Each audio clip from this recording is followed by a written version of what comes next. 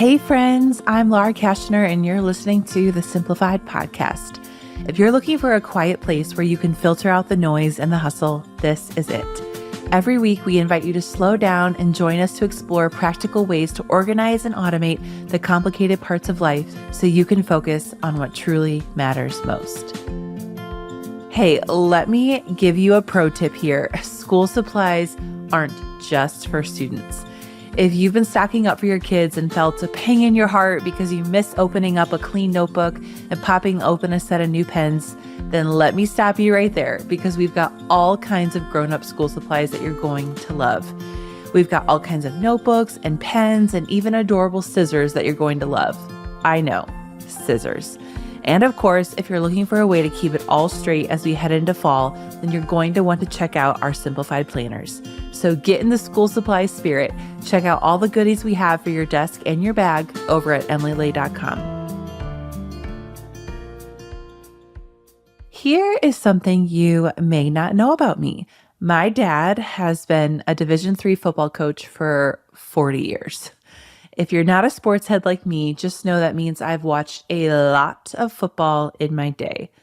Growing up the daughter of a Division III football coach meant that every single Saturday in the fall, we were on a campus watching college football.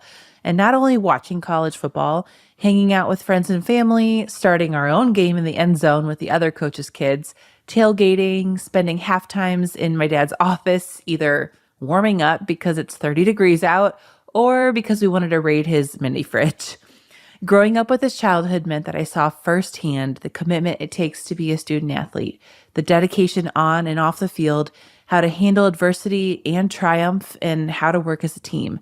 I also got to witness the impact a great coach can have on a young person, a mentor that someone has for life. I can't tell you how many times someone has come up to me at a restaurant or sent me a DM saying, "Your dad was my coach 10 years ago, and I'll never forget when he told me this, or he said this to me." I wanted you to know what a lasting impact that has made on me.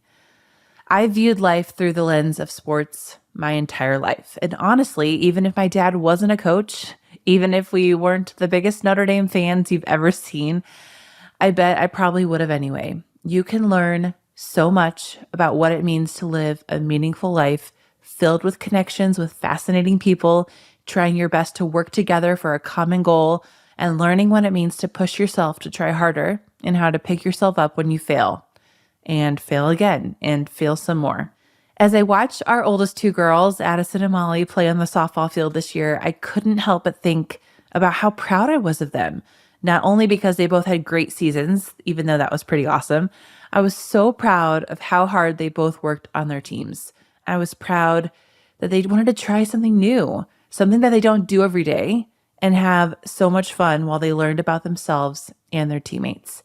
And trust me, I know it's a commitment to be a sports mom. I know what it means to wake up early on a Saturday to get your player to the field. I know what it means to wait after school and on weekends with a book or chat with the other parents as you wait for your kids to finish their practice. I know what it means to go to the batting cages and play catch in the backyard and spray bottle after bottle of Tide Rescue, trying to get those grass stains out of a uniform. As a parent, no one tells you when they hand you your kid in the hospital how much time and energy and, let's be real, money you're going to spend on your child's extracurricular activities. Sometimes it's time and money well spent, but sometimes you wonder if you're just adding some certificates and trophies to the bottom of their memory boxes. But as someone who grew up playing sports, whose father's career is in sports, and now as a proud sports mom, I can tell you, making the commitment to play a sport is something that is so worthwhile for your kids. And I'm going to share my experience of why that is. Number one, in sports, you learn that you're going to fail a lot. Oof, I know, but that's the facts. Kids, think about this for a second. In baseball and softball, the best batters fail 70% of the time. 70%.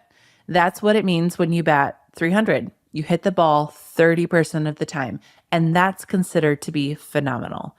In golf, you have to hit a tiny ball into a tiny hole 1 trillion miles away. Do you know how often a hole-in-one happens? I probably have a better chance of winning the lottery. And think about the NCAA March Madness or even the Super Bowl. Think about how many teams want those trophies and how many of them actually end up winning. Just one. That's it. Out of all those teams.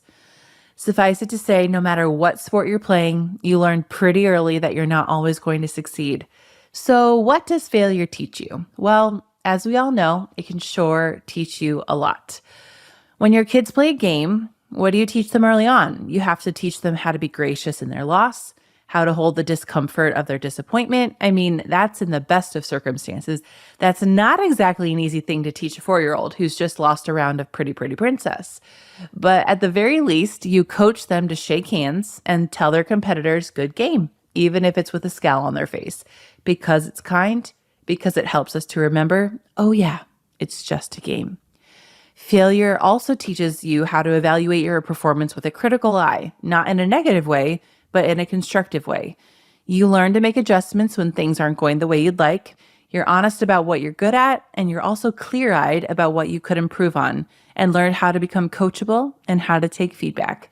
Ever been through a performance evaluation? Then you know what I'm talking about. Talk about a humbling experience. Number 2, work on what you can control. That means focusing on the process, not on the outcome. Whew, this is one I need right now in my life. Listen, I don't have to tell you that there is so much of life that is out of our control. Understatement of the year. In sports and in life, time and again, here is something I've seen to be true. You cannot control what happens around you, but you can absolutely control how you react to it. So what does that mean for sports? What does focusing on the process mean? Well, it's kind of like this. Let's pretend you were a softball player walking up to the plate. If you hadn't practiced that day, or if you had let your hands be anywhere on the bat with no thought to your swing, or if you're not focused on the pitch in front of you and aren't watching it when it comes to you, then guess what? You're not going to do well at bat. But let's say that you do have your head in the game. You practiced that morning, you fueled up with good food and plenty of water, you did a round of batting practice, you watched how the pitcher threw so you could calibrate your swing to her pitches. You've practiced your batting stance and how to hold your bat so you can smack the ball with the biggest part of the bat so it'll sail far into the outfield. You can practice all of those things and be super prepared when you get up to the plate. Sometimes at the end of the day, you'll be a whopping 3 for 4. That means out of 4 times at bat, you got 3 hits. That's outstanding. But sometimes, even when you're super prepared, you're going to go 0 for 4. Ugh, and that sucks. But here's the thing. In sports, there is so much that you cannot control, and that includes the outcome of your performance. You could put a ton of practice in, and sometimes you're going to do great, and sometimes you're not. But the best players know this, and they know that in order to bounce back mentally from that kind of failure, they're not going to dwell on the outcome, something they can't control. What they will dwell on is how their process is going, how they're practicing, and how they're focusing in the game. That is something they absolutely can control. And they know that if they stick to their process enough, they're going to perform well because they've seen it before. Having a process helps you focus and brings your attention and your emotions back to center when you take a big whiff. And y'all, we're going to take a big whiff sometimes in our lives. I mean, hello, I pretty much do it daily. But I have the muscle memory of what it was like to trust my process when I was a player. You know what I do? If I got a strike, I'd take my foot back, I'd sweep the dirt off the plate, I'd take a deep breath. To me, it was like clearing the slate and getting my mind ready for a new pitch. The old one was in the past. There was nothing I could do about it anymore. But now I'm clear-eyed and I'm ready for the next pitch. And honestly, all we can do is play the game and our lives one pitch at a time. The Simplified podcast is sponsored by BetterHelp. Sometimes in life, we're faced with tough choices and the path forward isn't always clear. Whether it's how to be the best parent for my girls or figuring out how to balance my career with being the best mom, wife, daughter, friend I can be, figuring out what to do on any given day can feel like a lot. And whether you're dealing with decisions around career, relationships, or anything else, therapy helps you stay connected to what you really want while you navigate life, so you can move forward with confidence and excitement. Trusting yourself to make decisions that align with your values is like anything. The more you practice it, the easier it gets. If you're thinking of starting therapy, give BetterHelp a try. It's entirely online and designed to be convenient, flexible, and suited to your schedule.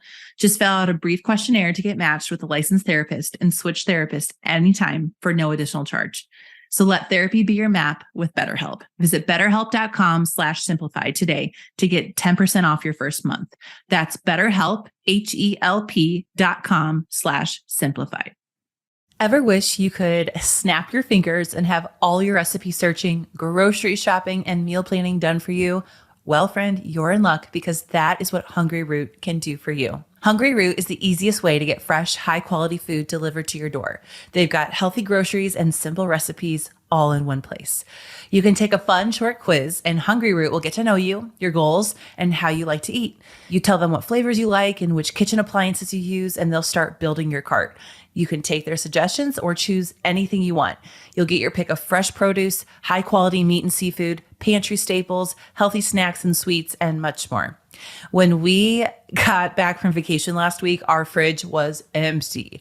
I wanted some quick, easy dinner. So for my shipment, I just hit the tacos tab on Hungry Root and I got everything I needed for a Southwestern chicken chop salad and a chorizo and potato skillet in just a couple of clicks. Plus, they gave me recipes for them too. This is exactly the time saver I've been looking for. So spend less time shopping and cooking and more time enjoying healthy food that you'll actually love with Hungry Root. Right now, Hungry Root is offering our listeners 30% off your first delivery and free veggies for life.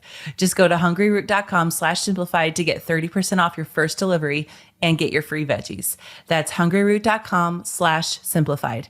Don't forget to use our link so they know that we sent you.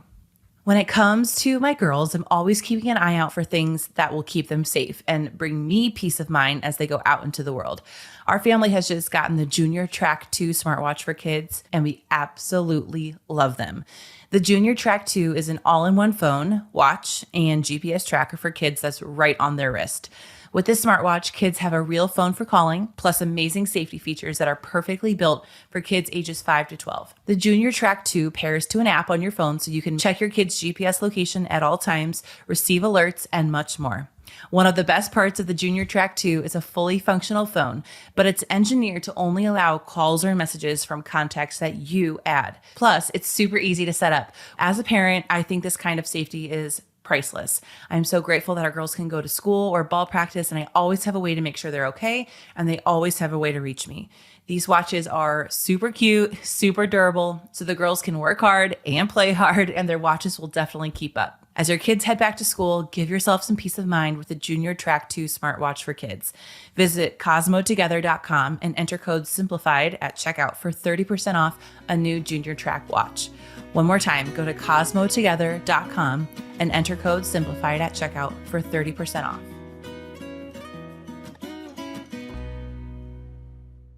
Number 3, it teaches you how to interact with and lead other people. This year, I got to coach my daughter Addison's softball team. It's been so much fun to watch her get to know the girls on the team. They have all kinds of interests and personalities. Just like all kinds of teams, families, coworkers, you have to learn how to get along with other people.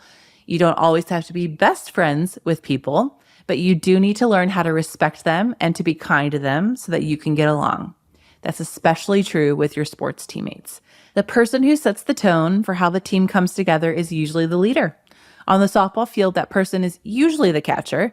This year, Addison was our catcher. And y'all, if you've ever watched your child take her first steps into becoming a leader of people, oh man, it's both the most terrifying and rewarding experience ever. You are so proud of them for finding their confidence and boldly being a leader, but you also want to make sure everything is perfect for them and they hit zero roadblocks. And if they do hit a roadblock, you fight the urge to scream out exactly what they should do and when to do it. The catcher is kind of like the quarterback of the baseball and softball diamond. She's the only person who has an eye on the entire field. Think about it. Everyone else has their backs to at least part of the field, but not the catcher. She sees it all. She commands what's going on the plate. She can throw a runner out who's trying to steal or even tag them out at home. She's involved in literally every single play. Turn on a baseball game and you'll see what I mean. It can be a really daunting thing to step into a position where you lead other people, whether it's by example or in a management position trying to coach your direct reports or as a teacher at your church, because it's vulnerable.